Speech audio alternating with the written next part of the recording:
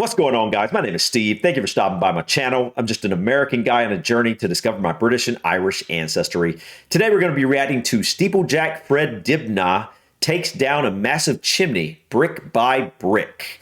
It was actually a subscriber that recommended I check this person out. And as soon as I went over to YouTube and started looking at the thumbnails that were under this person's name, I realized that, yeah, this person's probably pretty interesting.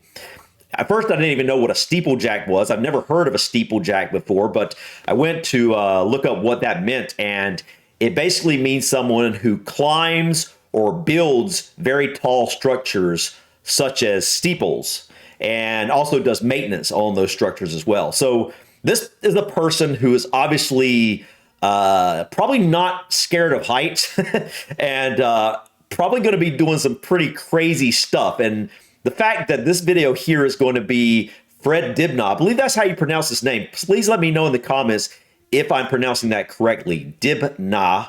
But it looks like this video is literally going to be him climbing to the top of this tall chimney and taking it apart or something. But I saw a number of different videos to watch on this guy, but this one was the one at the top, and it just seems like a good place to start.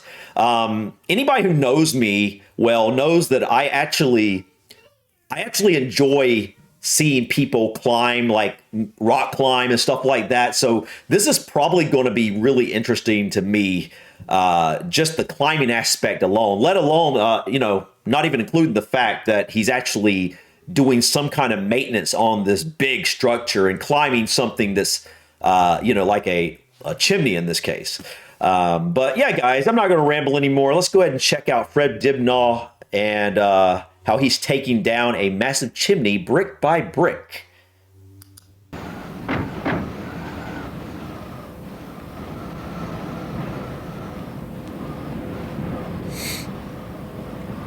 It's not so pleasant on a Monday morning, and it's cold and wind's blowing, and you look up, like, you know, and you think, oh, good God, you know. So this year it's been windy nearly every day. I don't think we've had above a month when the weather's been really decent. It's either been blowing a force 9 or raining or, you know, snowing or freezing cold.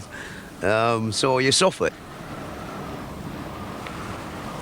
Oh man, he's not even attached. Some days might be bloody awful on the floor, you know, and then you set off up the ladder and go through the fog, and it's like being in an aeroplane. You can see all the chimney stacks and towers and church steeples and hills outside of town sticking up through all this cloud and sun shining up above. Beautiful, sort of. My camera's never worked right though when that's been about, you know. And you can see when the rain's coming, you know, half an hour before it comes, it's on its way. You can see, you know, miles and miles. Dude, man. Summer's best when sun's shining. Okay, I assumed he was going to be attaching himself with some sort of, I don't know, some sort of, you know, harness or something. But nope, he's just going straight up that thing. Okay. Fun fact.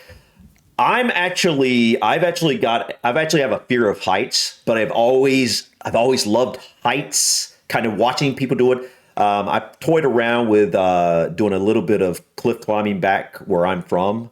Nothing too major, but I definitely have enjoyed doing a little bit of climbing, even though I'm fearful of heights. But this type of thing is a little bit different. It's just a straight up a structure like a chimney, and no harness, no nothing. I mean, something happens to, you know, this dude up there, and he's just falling. There's nothing to really stop him. And, you know, and everybody down below is all sweating away inside, and you were up there in a nice cool breeze blowing, you know, beautiful. Oh, that's good, man. Way to lock yourself in. It's something strange. Once you've started, you get like addicted to it. You just live it, you know, like day and night. Think about it, talk about it. I can see that. Some days you don't want to go. Oh, you know, why the hell did I start this job, you know?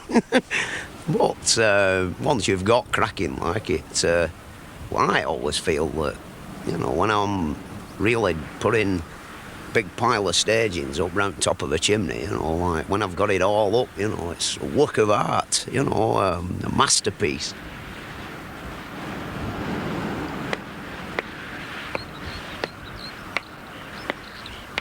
Okay, I just realized something. This is 1979, right?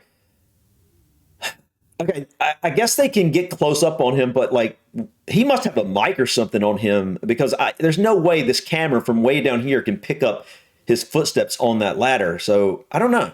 And they really didn't have much of any like drones back then. So that's interesting. I don't think anybody's climbing up there with him. I don't see anybody. And I don't know. It's kind of interesting.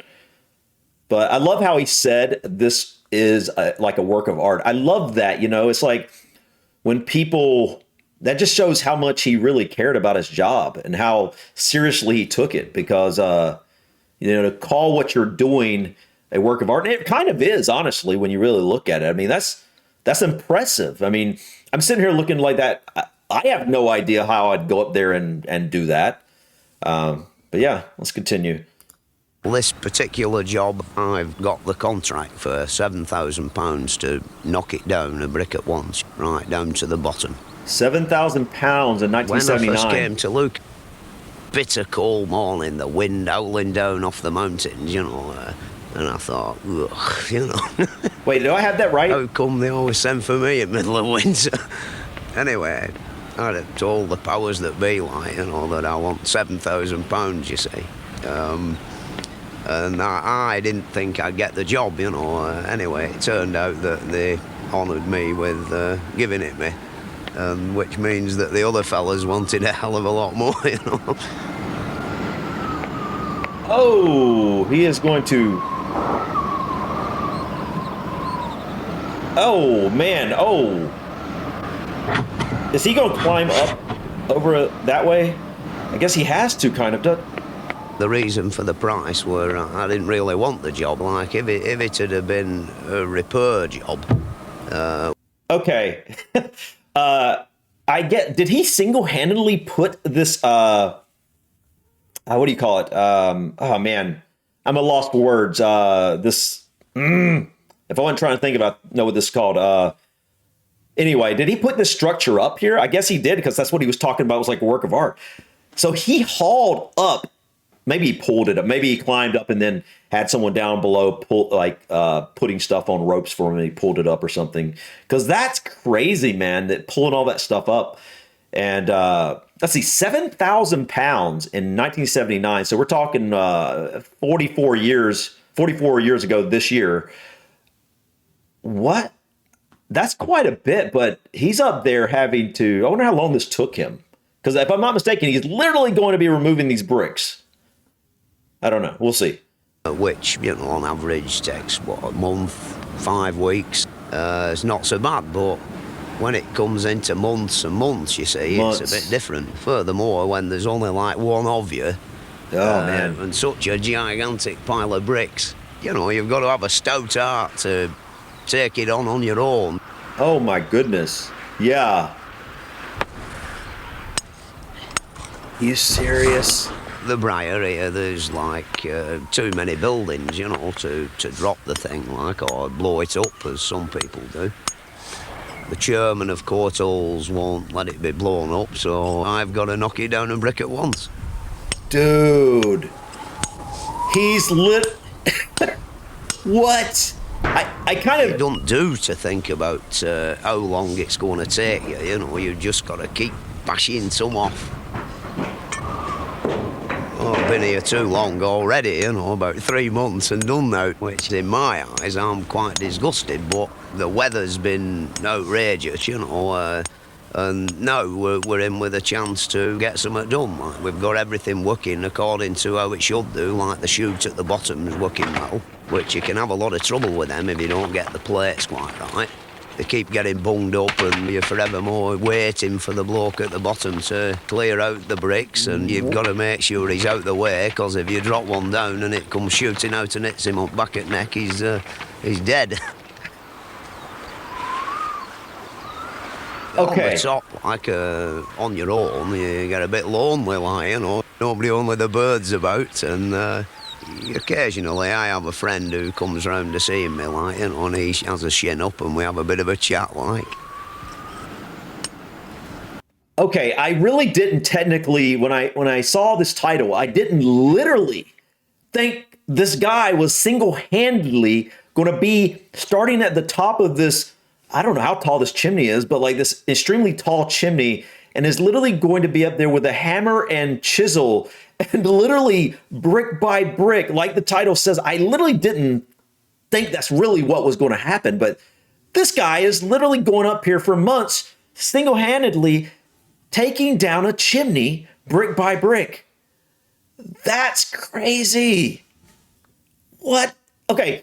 Am I wrong on this to believe that this isn't how chimneys are normally taken down?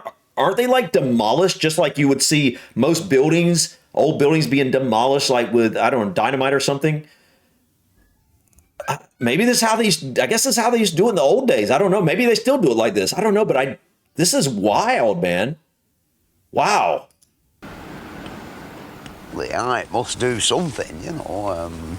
Well, I feel better when I'm doing it, you know. I can come home at tea time and demolish a great lump of steak and a big plate of chips. And this dude up here just smoking. Mucking about, pointing around somebody's window frames, things like that.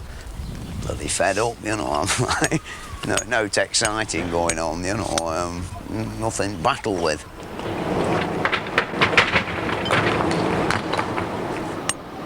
Really, you're dicing with death with a rotten old top on the chimney, you know. There's been a lot of men died fiddling with them things. What is he standing on? Is he standing on his I've never fell off a big chimney, you know. You only fall off one of them once. I started to say one day I fell off a pair of steps. You only fall off once, that's true. And landed on a drilling machine and knocked myself unconscious, and I don't remember much about it, but morning after I couldn't get out of bed and I had to stay there for 3. Okay, I think he's standing on these boards, if I'm not mistaken, around there. Is that what he's standing on? Don't you hate it when, like, you know what something's called, but as soon as you want to say what it's called, you can't think of the word? That's what's like, what do you call this? It's, I'll know as soon as I'm done with this video, it'll come to me. I don't know why this word is escaping me.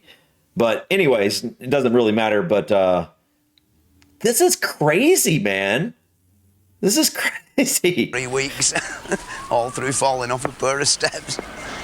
And, you know, that's about the only injury I've ever done myself.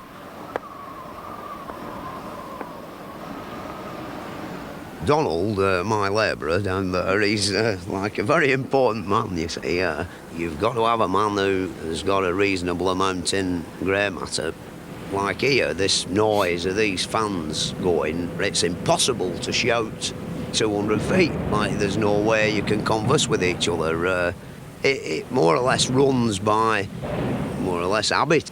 The thing is that, you know, he's got a good brain, which is really what you need, you see. You get some young lad, like his heart can be in right place, but if he sees a girl in the office, he wanders away and sort of when you need him, you know, you look down and he's gone. In the past, like, I've had lots of labourers, you know, some drank rather a lot, sort of led me astray in a way, you know. Donald, he's a staunch teetotaler, so in lots of ways he's Dibnah Steeplejack, okay. Ambassador. He had his own company. He keeps me out of the pub. Okay, so this guy wasn't by himself completely. He had a laborer down there. I'm not really sure what the laborer is doing, other than it sounds like maybe the laborer actually has a very important job to make sure people aren't walking basically to where a brick can come flying out at them. Basically watching out for people right now. I bet he is the one that was at the bottom roping up all the wood and the metal framing for the whatever. I can't even think of the word I'm trying to think of, but okay. Now, so he's alone up there, but he's not completely alone doing the job itself. But wow, dude. Look at that. It's something gone wrong with it, Donald. That's friend.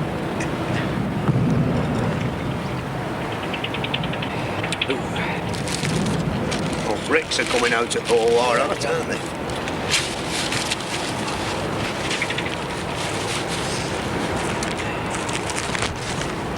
Cheese butties again. Cheese butties. I've heard of those, man. I can't remember what they were. Cheese butties. Is that type of sandwich? Yes. Don't think we'll get a yard a day off. No. Just about down for June holidays. No, we'll be lucky enough. Get fed up, I keep looking up there, you know.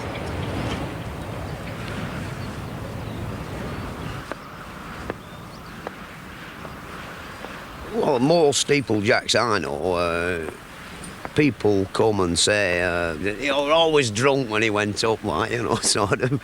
I wouldn't say that I've ever done it drunk, but if you were banging away with a big hammer all day, a few pints, you know, don't do you any harm, you know, it sort of kills the pain. There's no doubt about that, you know. Sort of, I've had characters work for me who, in the morning at 9 o'clock, like, they were got the shakes and sort of hell of a job getting up, but after they'd had about 5 pints at dinner time, they were, you know, they were quite full of beans.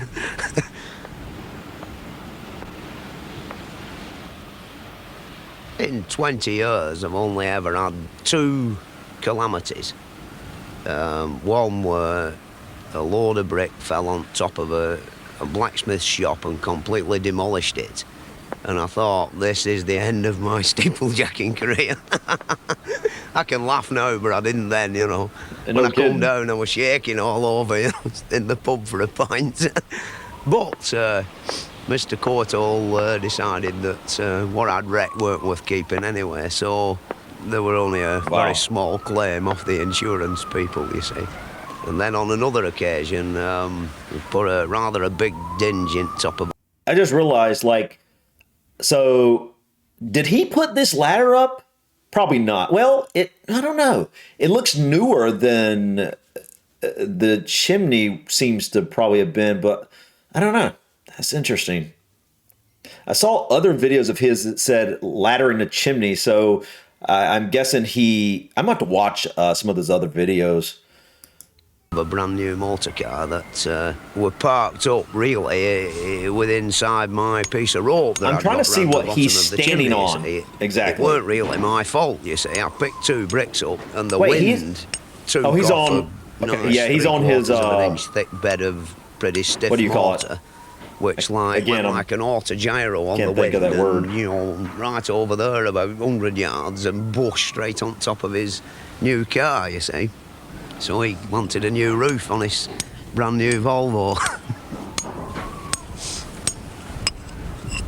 Now I have to have a third-party insurance policy for people like Courtalls. You know, if I kill one of their operatives, you know, I'm in dire trouble, you see. I mean, they'd commandeer my traction engine or something like that.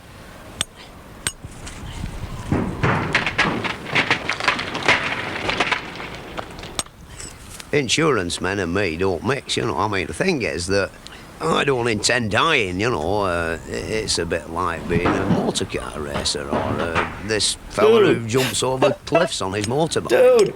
I bet he's not got a life insurance policy, you know. If he has, it'll cost him a fortune. No, I don't really bother with that side of it, you know. I know one thing, I ain't going to die, you know. There's no doubt about that. I'm going to die in bed with my boots on.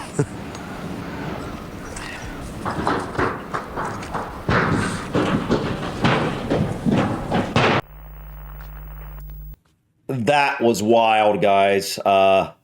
Who is this? Skelly Nelson's. There's maybe another steeplejack. I don't know, but that was crazy, guys.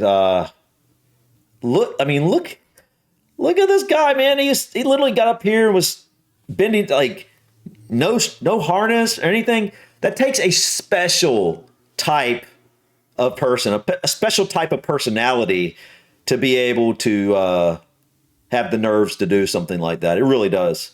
I can honestly say, as much as I love seeing heights and I enjoy it to a certain extent, although I just couldn't do something like this. I literally just couldn't. I would freeze. And, some people just have that personality, a special personality to be able to do something like that. But I think something to really say about this is to do this, is to climb this straight up just one time.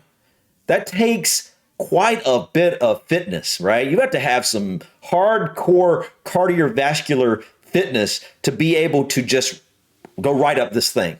Even stopping once or twice. That is straight up, guys.